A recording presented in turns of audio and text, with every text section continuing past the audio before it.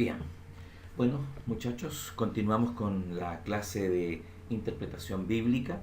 Esta es ya nuestra segunda clase y como vimos, ahora quedamos en el punto 2, las escrituras. Así que vamos a ir avanzando sobre ese punto de las escrituras. ¿Ya? Eh, la fuente de nuestra religión es la Biblia. No hay otra No hay otro libro que se iguale a la Biblia en importancia. Nuestra fe o doctrina, también nuestra práctica, deben basarse en lo que dice la Biblia. Es por lo que un conocimiento básico de las Sagradas Escrituras es conveniente y hasta indispensable. Y aquí nos preguntamos, ¿qué es la Biblia? Nosotros conocemos a Dios porque Él se ha revelado, se ha manifestado al hombre. Si no fuera por esta revelación divina, no tendríamos ningún conocimiento de Dios.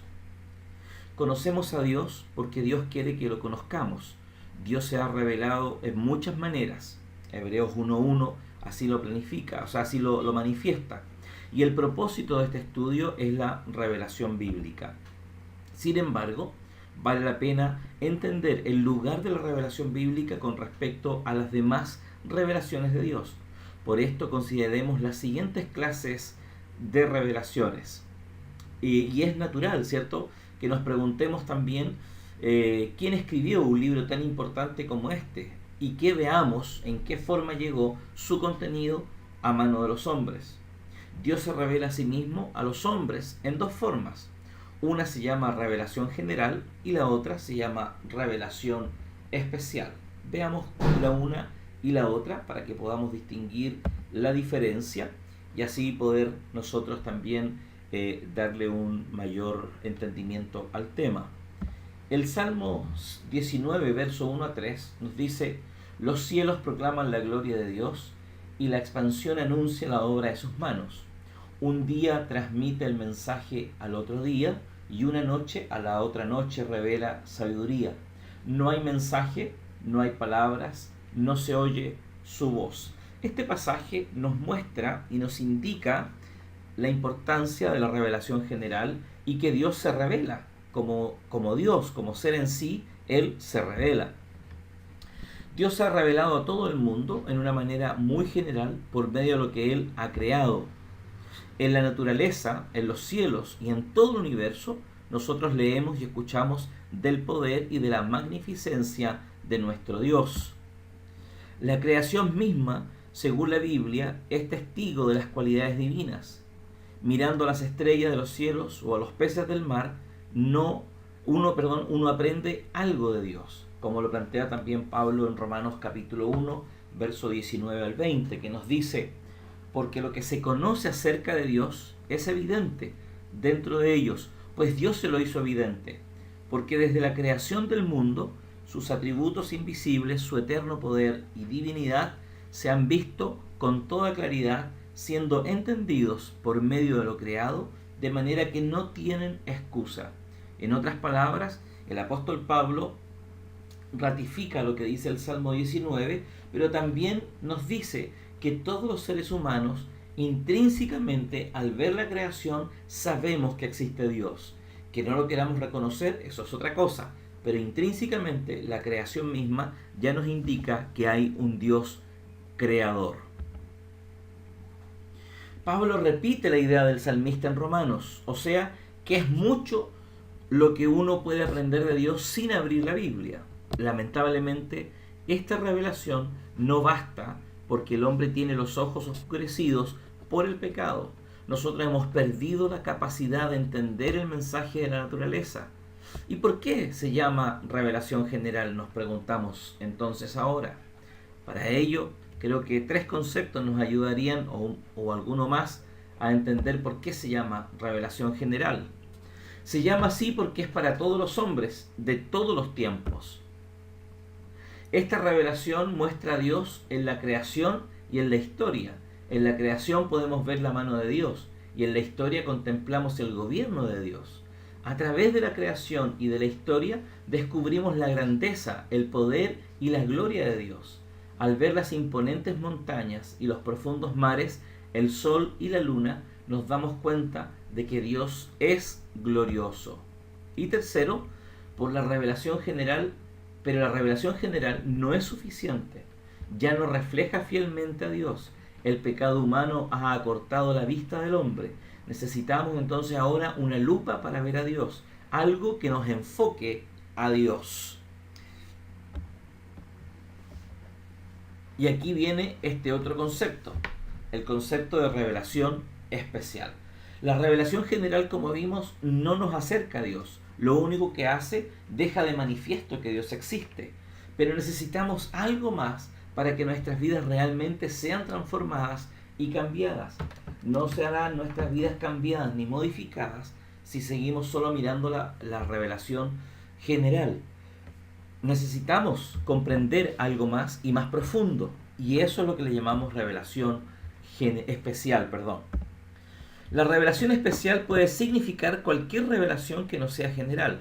Sin embargo, nosotros vamos a usar esta frase para hablar de la revelación especial que está en la Biblia. Habiendo el pecado dañado el testimonio de la creación y destruido la capacidad para el hombre de interpretarlo, Dios tuvo que revelarse de una manera aún más clara y específica. Aunque Pablo dice que el hombre no tiene excusa para no poder ver a Dios en la creación, también reconoce lo que dice Romanos 3, verso 10 al 11.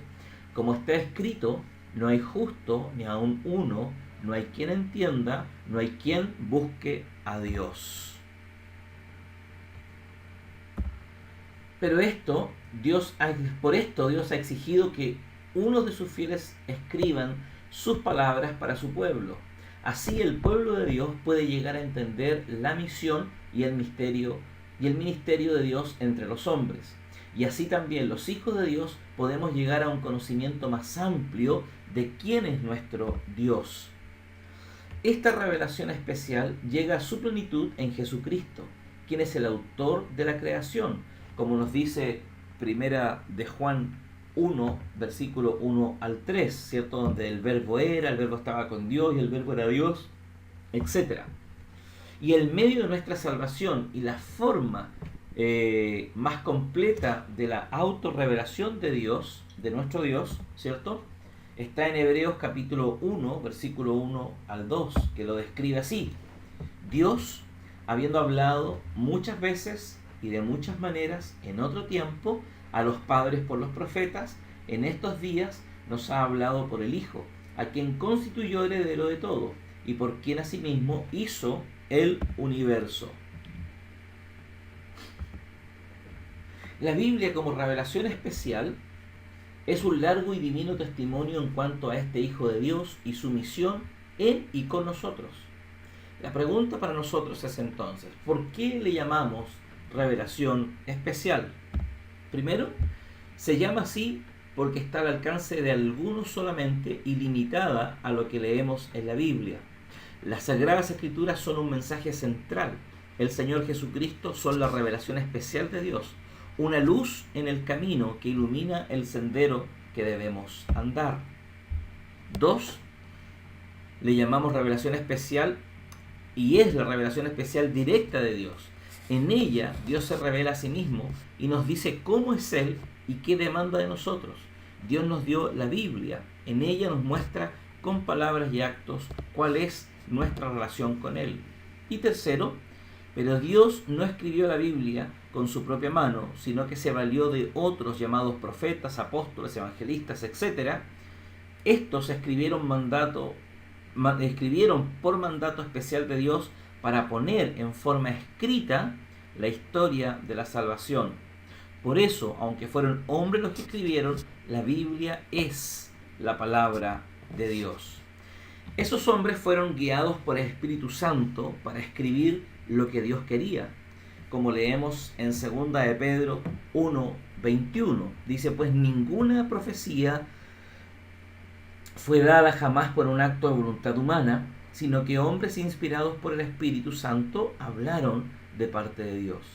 El deseo de escribir las Escrituras no fue un deseo natural humano, fue el deseo del corazón de Dios de revelarse a sí mismo y que sus hijos puedan tener conocimiento de las Escrituras, de lo que Él quería, de su plan, de su propósito, etc. Así que es muy importante, y esto nos lleva a un tercer concepto. Aquí vamos a ver la inspiración de las Escrituras. Ya vimos la revelación, ahora vamos a ver la inspiración entonces de las Escrituras. Nosotros creemos que las Sagradas Escrituras fueron inspiradas por Dios, pero nuestra pregunta es, ¿qué significa la palabra inspirada? Muchos han opinado sobre la inspiración de las Escrituras. Debemos estudiar cuidadosamente lo que se ha opinado para entender mejor lo que es correcto. Segunda Timoteo 3:16 dice: toda escritura es inspirada por Dios y útil para enseñar, para reprender, para corregir, para instruir en justicia. Este pasaje nos plantea tres declaraciones importantes. Primero, Dios se reveló de modo escrito. Segundo, Dios se reveló de modo escrito a través de los hombres. Y tercero, la revelación escrita de Dios es autoritativa. El primer punto, que hemos dicho que Dios se reveló de modo escrito, habla de la fuente o la causa de la inspiración que proviene de Dios. Este es el sentido de la palabra inspirada, theoneutos, ¿cierto? Que literalmente significa soplada por Dios. El segundo concepto habla del medio o modo de la inspiración. Hombres santos fueron movidos o cargados, que es el sentido original en 2 de Pedro 1:21, cuando dice que, como leíamos delante, que la profecía nunca fue traída por voluntad humana, sino que hombres inspirados por Dios hablaron, ¿cierto?, sobre ella. Eso quiere decir, esa palabra inspirada no es la misma que usa Pablo en Timoteo, donde dice theoneutos. Aquí en 2 de Pedro 1:21, el concepto más literal es cargados, no es inspirado o soplada por Dios, sino que Dios como que puso esa responsabilidad encima de estos hombres para que comunicaran su plan. El tercer punto habla del resultado. La escritura es útil y eficaz, como dice Hebreos 4:12, para los propósitos para que fue dada por Dios y necesita ser creída y obedecida. Estos tres puntos son importantes porque nos hablan del medio, nos hablan de la fuente, Dios mismo se reveló, nos hablan del medio, usó a hombres para escribir, y tercero, nos hablan del resultado, o sea, lo que ella quiere cumplir se cumplirá en el corazón de los hombres. Por eso Isaías 55, verso 11, como lo vimos en la primera clase, nos habla y dice que como desciende la lluvia, ¿cierto?, del cielo y baja a la tierra, riega y las plantas florecen, así termina diciendo el texto, así será mi palabra que he enviado, hará todo lo que yo quiero. O sea, la Biblia es autoritativa y es eficaz, produce el efecto que Dios quiere darle. Por eso no debemos de dudar de su eficacia. La palabra de Dios es eficaz. Ella misma tiene poder y autoridad porque fue inspirada por Dios, porque Dios mismo la sopló, Dios mismo le dio esa autoridad. No porque haya escrito Pablo, no porque haya escrito Pedro o cualquiera que haya escrito, sino porque Dios está detrás de esa palabra. Eso es lo que hace que la palabra, cuando llega a los corazones de los hombres, germine y produzca los frutos que son necesarios. Una idea de esto muy clara es la parábola de la palabra misma, ¿cierto? Que Jesús la interpreta incluso. Él habla de la parábola, dice que salió el sembrador a sembrar la semilla, una cayó en el camino, otra entre pedregales, otra, ¿cierto?, entre piedras, entre rocas, y otra cayó en buena tierra. Y eso está hablando de que la palabra va a producir un efecto en cada corazón. Así que es importante entender la inspiración de Dios. Sigamos observando entonces este tema de la inspiración. Aquí está 2 de Pedro 1:21, dice: pues ninguna profecía fue dada jamás por un acto de voluntad humana, sino que hombres inspirados, y ahí está la palabra, fero, esa es la palabra en griego que utiliza, que significa cargados, por el Espíritu Santo, hablaron de parte de Dios. Tres escuelas podríamos darnos cuenta que existen sobre la inspiración, y quizás hay otras más, pero las más fundamentales o las que más uno conoce son estas tres escuelas. Está la escuela ortodoxa, que decimos que la Biblia es la palabra de Dios. Está la escuela modernista, que dice que la Biblia contiene la palabra de Dios. Y está la neortodoxa, que la palabra se torna la palabra de Dios. A mi juicio y a mi entender, yo me quedo con la ortodoxia, con la primera. Esa es mi postura y es categórica. Soy categórico en ello. La Biblia para mí es la palabra de Dios con autoridad y efectiva para producir cambios. No creo en que la palabra solo contenga la palabra de Dios, ni que se torne la palabra de Dios, porque en esas dos condiciones, en la posición modernista y en la neortodoxa, quien determina si contiene o se torna es el hombre mismo. Es la base del existencialismo, es donde el hombre determina su existencia, y asimismo el hombre determina qué es lo que es revelación de Dios y lo que no es revelación de Dios. Por esa razón yo prefiero la ortodoxia. Al considerar la naturaleza de la inspiración, es necesario primero prestar atención a las perspectivas que tienen de las escuelas. Hay dos que a mi juicio están erradas. Vamos a ver tres escuelas, pero hay dos escuelas que están bastante erradas en su posición. Así que las vamos a ver inmediatamente. La primera es la inspiración mecánica. Según este concepto, Dios sencillamente dictaba a los autores humanos lo que debían escribir. Eran amanuenses del espíritu, nada más que eso. La actividad mental se encontraba en un estado de reposo y no contribuía de forma alguna al contenido de sus escritos. Pero las escrituras nos demuestran que los autores humanos de la Biblia no eran meramente pasivos escritores, pues incluso ofrecían los frutos de sus investigaciones históricas.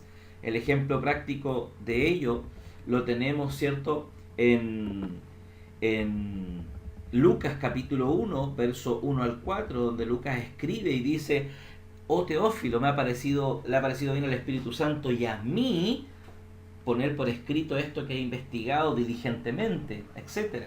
Entonces vemos que ya esta teoría no tiene mucho fundamento para realmente ser creída. La segunda es la inspiración dinámica.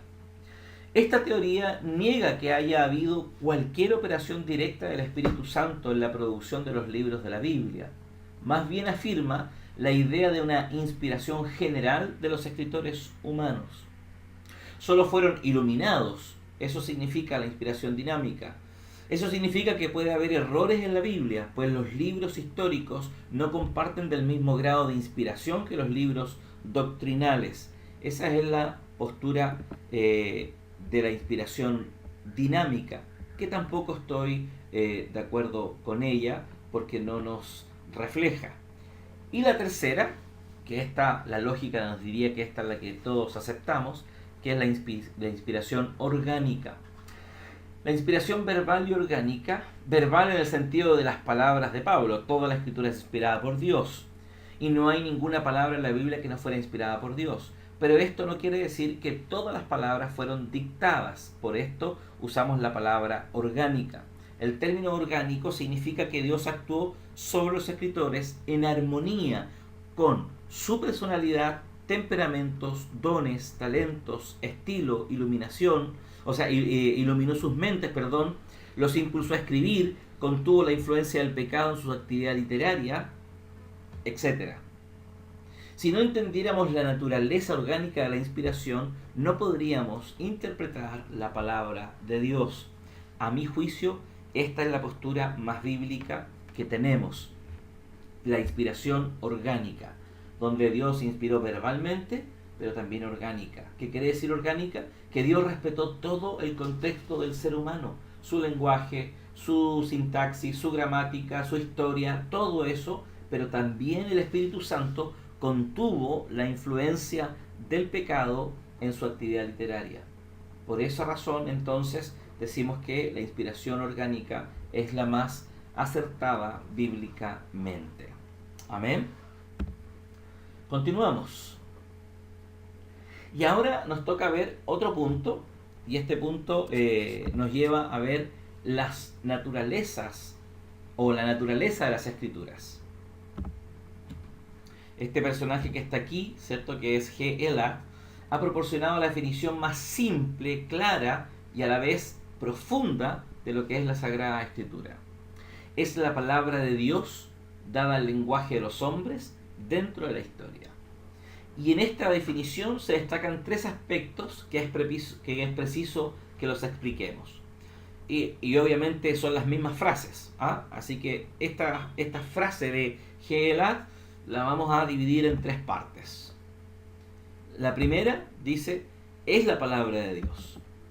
Como ya dijimos antes, nosotros no creemos que las escrituras contengan ni se tornen la palabra de Dios, sino que afirmamos categóricamente que las escrituras son la palabra de Dios y como palabra de Dios es normativa, autoritativa para todos los hombres en todas las épocas. En esta misma dimensión de las escrituras, ellas tienen un carácter definido y singular. Podríamos distinguir por lo menos 4 características propias de las escrituras. Veamos cuáles son esas características propias de las escrituras. La primera, la autoridad de las escrituras. La jerarquía romana enseña que la Biblia no tiene autoridad propia, sino que debe su autoridad a la Iglesia. Los reformadores insistían que la Biblia tiene autoridad inherente en virtud de su inspiración por el Espíritu Santo. Autoridad histórica, es decir, ella es registro verdadero y absolutamente fidedigno y como tal posee el derecho a que se crea y confíe en su contenido. Por último, pero además de eso, tiene también autoridad normativa como regla de fe y conducta y demanda sujeción. Esto es importante porque cuando hablamos de la autoridad de la Biblia, estamos hablando que ella es la que nos direcciona. Hoy día en nuestros círculos reformados se ocupa una frase muy recurrente cuando se habla de interpretación bíblica. Cuando se habla de interpretación bíblica se dice que tenemos que respetar la historia. A mi juicio, yo creo que el hablar y decir que tenemos que respetar la historia en la interpretación significa, de alguna forma, quitarle la autoridad a las escrituras. ¿A qué me refiero con esto? Es lo siguiente. Por ejemplo, Calvino interpretó las escrituras en su contexto histórico, en su realidad histórica, que no es la misma que la mía, que no es la misma que la tuya, pero nosotros tenemos que hacer de forma sabia, prudente y responsable el camino contextual para entender cómo ese mismo pasaje que a él le dijo una cosa en su tiempo, a nosotros nos dice quizás lo mismo o quizás otra cosa en nuestro contexto. Con esto no estoy abriendo el camino a que hay diferentes interpretaciones de un pasaje. Yo planteo lo de la analogía de la fe. Hay solo una interpretación, muchas aplicaciones. La interpretación de la Biblia es una sola. Es una sola interpretación. No hay más interpretación. Es una sola interpretación y muchas aplicaciones. Pero tenemos que tener cuidado cuando queremos establecer que la historia es la que determina si yo estoy interpretando bien o no el texto bíblico. Porque también la analogía de la fe que plantearon los reformadores era que la Biblia se interpreta a sí misma, no necesita intérpretes. Entonces, cuando queremos saber si estamos interpretando correctamente las escrituras, la historia me puede servir como una idea, como un trazo para el camino que debo seguir, pero no debe ser determinante, ¿ok? Porque si no vamos a seguir repitiendo lo que han dicho hace 500 años atrás y no vamos a avanzar en la interpretación bíblica. Ya vamos a llegar a ese punto porque vamos a hablar un poco más adelante de los acercamientos a las escrituras. ¿Cómo nos acercamos hoy día a la escritura? ¿De forma fragmentada o mejor dicho de forma discontinua o continua? ¿Qué creemos? ¿La Biblia es continua o discontinua? Ya vamos a profundizar en un par de clases más sobre eso, pero mientras tanto les dejo ese bichito en su mente para que lo piensen y lo analicen, ¿ok? No para rechazar la historia, ojo. Yo tampoco creo que nosotros somos los super revelados y que tenemos nuevas revelaciones, no, tampoco creo en eso. Pero creo que hay que poner todas las cosas en su contexto y en su orden. Segunda característica de las escrituras es que las necesitamos. La necesidad de la escritura, eso es básico. Algunas sectas místicas niegan la necesidad de la escritura cuando afirman la necesidad de una luz interior o la voz del espíritu o una revelación extra canónica. Hoy día en nuestro mundo postmoderno, como todos los caminos llevan a Roma, muchos te hablan y te dicen que necesitan esas voces internas sin tener el fundamento bíblico. Y eso realmente es misticismo, no corresponde. Necesitamos las escrituras. La escritura es suficiente para que conozcamos los propósitos de Dios y su voluntad para nuestra vida. Ella es necesaria para nuestra salvación. No puede haber nada que suplante la lectura y el estudio de la palabra. Nada puede suplir esa realidad en nuestros corazones. La palabra del Señor debe abundar, como dice Colosenses 3:16, en nosotros. Que abunde la palabra de verdad en vuestros corazones. Debe abundar la palabra, no la experiencia mística. Si yo al estudiar la palabra tengo una experiencia, gloria a Dios, pero esa experiencia es para mí, es mía. No es para hacerle una doctrina, no es para llevarla el domingo a la iglesia, es para mí. Dios me la dio a mí y tengo que saber entender cuál es el propósito de Dios que yo haya experimentado eso en ese momento. Pero no puedo hacer una doctrina de ello, no puedo vivir o pensar que todo el mundo debe experimentar lo mismo que yo. Eso es un error. Y de esa forma, bajo ese concepto, es que muchos hoy en día tienen conceptos errados, como por ejemplo el orar por la gente y que todos caigan de espalda. Y que cuando empezó el tema de las caídas, no sé si se acuerdan algunos de ustedes, el que no caía era porque estaba mal. Eso es una estupidez, realmente. Bíblicamente hablando, es una tontera. No corresponde. Si tú no caes, no caes y punto. El caer no determina si tú eres más santo o menos santo que otro. Eso es una irrealidad. Tercer concepto importante, tercera característica, de las escrituras. La claridad de las escrituras, o también conocida en el mundo más técnico, la perspicuidad de las escrituras. La Iglesia Católica enseña que la Biblia es muy difícil de entender y por eso es necesaria la interpretación infalible del Papa. Los reformadores dijeron que la Escritura es clara y que no necesita la interpretación del Papa. Eso significa que no negamos los misterios demasiado profundos para el entendimiento humano que hay en la Biblia. Tampoco rechazamos la labor de los exegetas y los pastores. Lo que queremos decir con claridad es que el conocimiento necesario para la salvación es comunicado a través de la Biblia en forma clara y completa, que una persona que esté buscando sinceramente la salvación puede fácilmente obtener por sí misma ese conocimiento sin depender de la iglesia o el sacerdocio. Ahí tiene un texto, Salmo 19, versos 7 al 10, que usted lo puede leer con claridad y con tranquilidad también. Entonces ya tenemos tres, tenemos la autoridad, tenemos la suficiencia, la necesidad de las escrituras y también la claridad de la escritura. Y ahora nos queda la cuarta característica básica de las escrituras, la suficiencia de las escrituras. Ya dijimos que sectas místicas afirman la necesidad de esa luz interior y revelaciones especiales para la interpretación de la Biblia.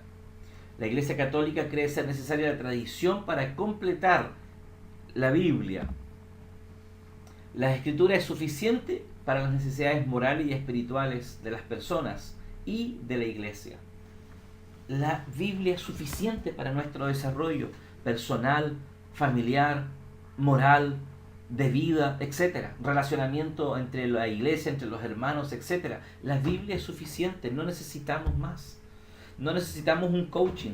Si Dios hubiese querido que hubiésemos sido entrenados, y aunque somos entrenados por el Señor, pero si hubiese querido ocupar el elemento del coaching, de sacar lo mejor de ti, la verdad que erramos el blanco, porque lo que Dios quiere hacer es sacar lo malo de nosotros para que se exhiba lo bueno de Cristo en nosotros.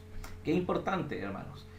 Las escrituras son suficientes para nuestra vida. Bien, y seguimos avanzando. Dijimos entonces ya, vimos la primera parte de esta frase de Ge'elat, ¿cierto? De la palabra de Dios. Ahora dijimos también, segundo, que fue dada en lenguaje humano. La Biblia fue escrita en nuestro lenguaje. Dios respetó todo lo relacionado a esto. Él no pasó por alto nuestra forma de comunicación, ni nuestra gramática, ni la sintaxis. No. Él respetó todo y cada uno de esos aspectos. Pero a la vez que Él respetó, también nosotros, a la hora de hacer interpretación bíblica, debemos tener algunos elementos a considerar en lo que se refiere a las dos naturalezas de las Escrituras. Tenemos que reconocer que la Escritura no nos llegó desde el cielo hecha, sino que a través del proceso de su armado, que por lo demás fueron alrededor de 1500, 1600 años aproximadamente, y que escribieron más de 40 autores en distintos lugares, con distintas profesiones y en lenguas distintas, esto llevó a los estudiosos a desarrollar lo que se llama el fenómeno del alejamiento. Este fenómeno sucede en muchas áreas.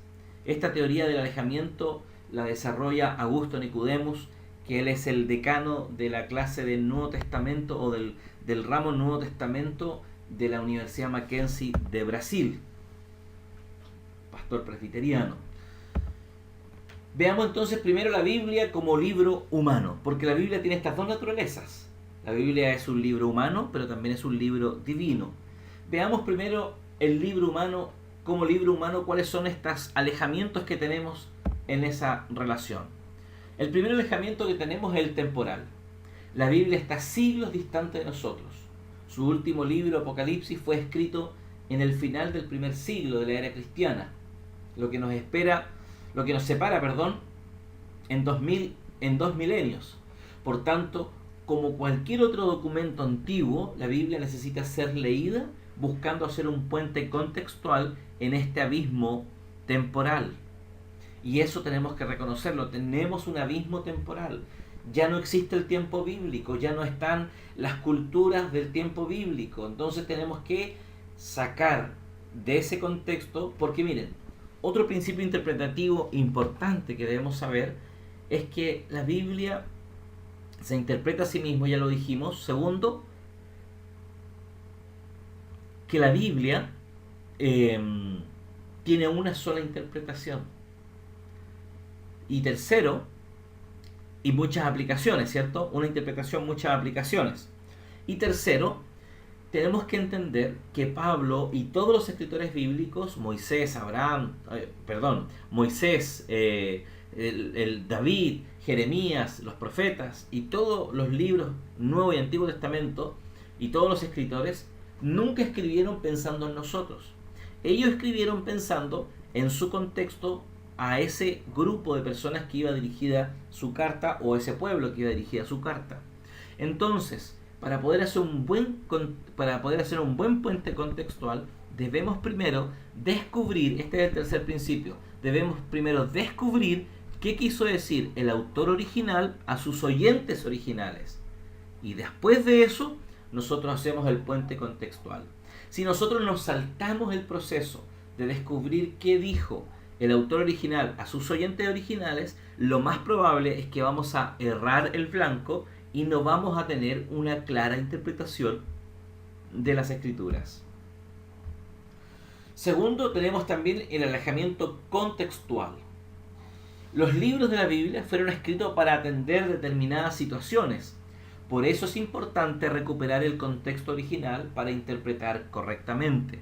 Por ejemplo, no podemos entender correctamente la enseñanza de Pablo sobre el velo, ¿cierto? Ahí en 1 Corintios 11, si no entendemos lo que estaba pasando en la iglesia sobre la participación de las mujeres.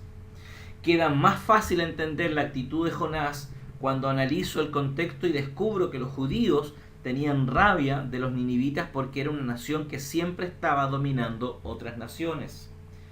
se dan cuenta que al entender ese alejamiento contextual que tenemos, que es natural, que es propio, nos será mucho más fácil interpretar correctamente. Y estos son elementos que nos pueden impedir interpretar correctamente. Pero si nosotros sabemos cómo hacer, cómo suplir este vacío que hay, este alejamiento que hay entre el alejamiento temporal y contextual y los otros que vienen, ¿cierto? Como por ejemplo el alejamiento cultural. El mundo de los escritores de la Biblia ya no existe más. Está en el pasado remoto, con sus cosmovisiones y costumbres. Por eso debemos considerar este detalle en la interpretación de la Biblia.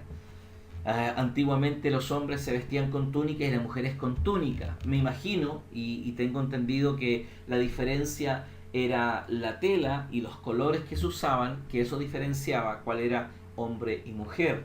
Hoy día las mujeres se visten con pantalones, los hombres con pantalones, incluso hay hombres que usan falda, ¿cierto? Ahora, no por eso vamos a andar vestidos con falda, no, pero en la práctica, cuando uno entiende que hay un alejamiento de cultura, uno también entiende el texto bíblico. Muchas de las cosas, como lo vamos a ver en el último punto de esta clase, cuando entremos en el análisis histórico-cultural, vamos a ver que entender la cultura, lo que se hacía en el momento, me da mucha claridad de qué quiere decir el escritor original, y eso me ayuda en la interpretación. Otro alejamiento que hay también es el alejamiento lingüístico. Las lenguas que la Biblia fue escrita también ya no existen. No se habla más el hebreo, el arameo y el griego bíblicos en los días de hoy. Aún en los países donde la Biblia fue escrita ya no se habla. Es más, y aquí hay algo súper importante en lo lingüístico. Los especialistas en esta área dicen que cuando uno traduce de una lengua que se habla, ejemplo, el inglés al español, en la traducción uno pierde entre el 20 al 40% del contexto original. Eso es lo que uno pierde al traducir de uno a otro. Y que cuando uno traduce de lenguas muertas como el griego, arameo o hebreo, que ya no se hablan, al español, que es una lengua que se habla, se pierde entre un 40 y un 60%. Fíjense qué importante. Tenemos un abismo, un alejamiento lingüístico importantísimo que solo aplicando buenas herramientas interpretativas podremos suplirla o podemos achicar ese abismo y tener mayor claridad de el pasaje bíblico. Y por último, tenemos el alejamiento autoral. Si algunos autores de la Biblia aún viviesen, sería más fácil interpretar algunos pasajes oscuros. Por ejemplo, Pedro nos podría aclarar lo que quiso decir con Cristo. Fue y predicó a los espíritus encarcelados, ahí en primera de Pedro 3:19, ¿cierto? Eso es un pasaje oscuro. ¿Y qué nos quería decir Pedro? Mateo podría aclararnos qué significan las palabras de Jesús cuando dijo que no acabaréis de recorrer todas las ciudades de Israel antes que venga el Hijo del Hombre. Por ende, este es uno de los pasajes que usan los preteristas para decir que Jesús ya vino por segunda vez. Fíjense, ¿ok? Este es uno de los pasajes que utilizan los preteristas, que es una escuela escatológica, para determinar y decir que Jesús ya vino a la tierra por segunda vez. Entonces, tenemos ahora también otro alejamiento, el autoral. Pero también con la Biblia como libro divino, también tenemos alejamiento. Y por lo menos tenemos 3 alejamientos en esta área. Un alejamiento natural. La distancia entre Dios y nosotros es inmensa. Él es infinito y nosotros somos criaturas finitas. Por eso no basta solo buenas herramientas hermenéuticas para interpretar la Biblia. Es esencial la iluminación del Espíritu Santo en nuestros corazones. No podemos interpretar la Biblia racionalmente. Solo el Espíritu Santo nos puede abrir nuestro entendimiento y nos haría comprender las Escrituras. Es el Espíritu Santo quien es el mejor intérprete de la Biblia que nosotros mismos. Necesitamos esa ayuda del Espíritu Santo. El alejamiento espiritual. El hecho de que somos pecadores limita aún más nuestra capacidad de interpretación de la Biblia. La caída afecta nuestra hermenéutica. Por eso es necesario hacer un puente en este abismo. La regeneración es la manera de cruzar este abismo. Gente intelectual, muy capaz, muy sabia, puede leer la Biblia, puede entender quizás algunas cosas de la Biblia, puede ser un lingüista, puede ser un hombre letrado, pero si no tiene la regeneración, si el Espíritu Santo no lo ha regenerado, si el Espíritu Santo no está obrando en él, no va a entender ni jota lo que la Biblia dice, o por lo menos en el sentido original no lo va a entender. Me pasó una experiencia en relación a esto. Un día estaba en una librería comprando unos libros, una librería que vende puros libros antiguos, viejos, y estaba comprando unos libros y había un hombre, yo estaba buscando unos libros de hermenéutica y llega un hombre y me pregunta, me dice, ¿hermenéutica? Me dice, ¿qué es eso? El vendedor de la tienda estaba afuerita en la puerta, yo estaba adentro con este caballero y yo le expliqué que lo que era hermenéutica, la ciencia de interpretar, etcétera, etcétera, y estábamos hablando y él me dice, yo todos los días leo el Salmo 23. Así le dije yo. Sí, me dijo, todos los días al levantarme y al acostarme leo el Salmo 23. Y yo le decía, ¿y usted comprende lo que dice el Salmo 23? Y me quedó mirando y me dijo, sí, creo. ¿Y qué cree que dice? Y él me dio algunas explicaciones.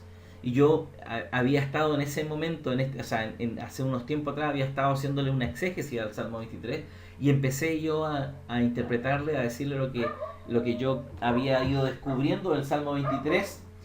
Y este hombre me dijo, qué locura, me dijo. Llevo años leyendo el Salmo 23 y nunca lo había visto de esa forma. ¿Cuál fue la diferencia? El Espíritu Santo.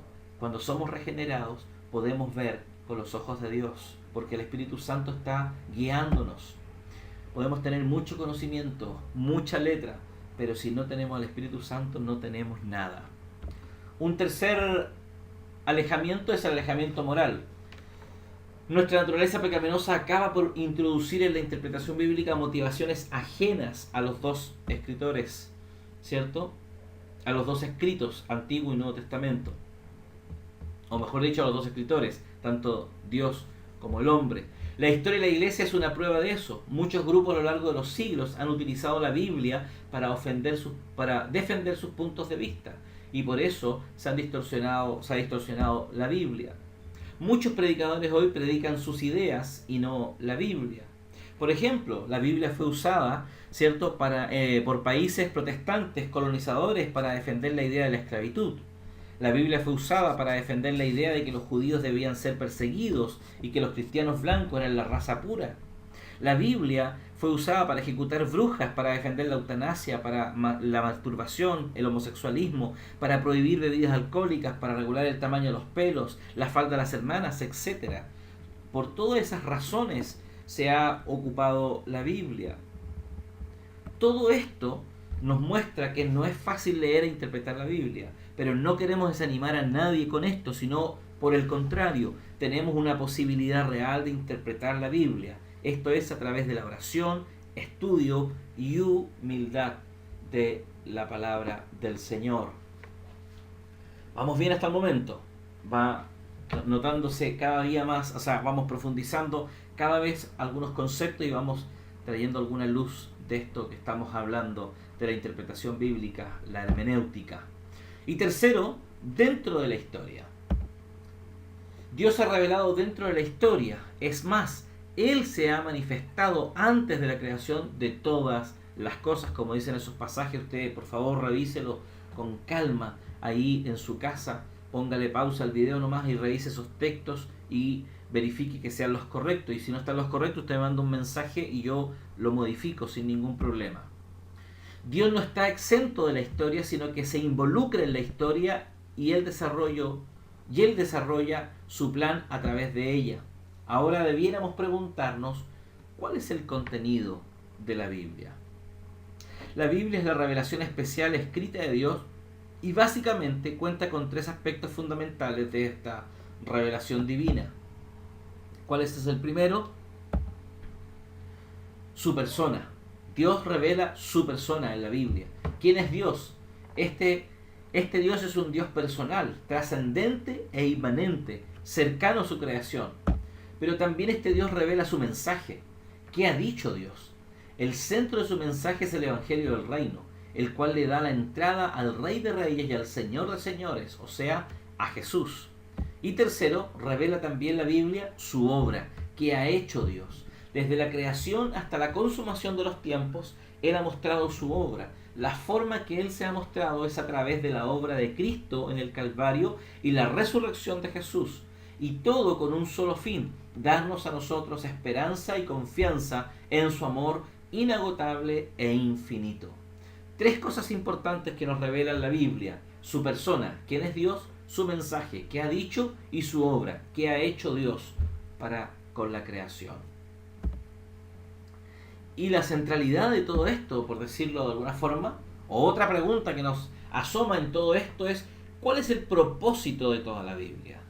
¿Cuál es el énfasis? Su énfasis es el reino de Dios que se manifiesta en su amor.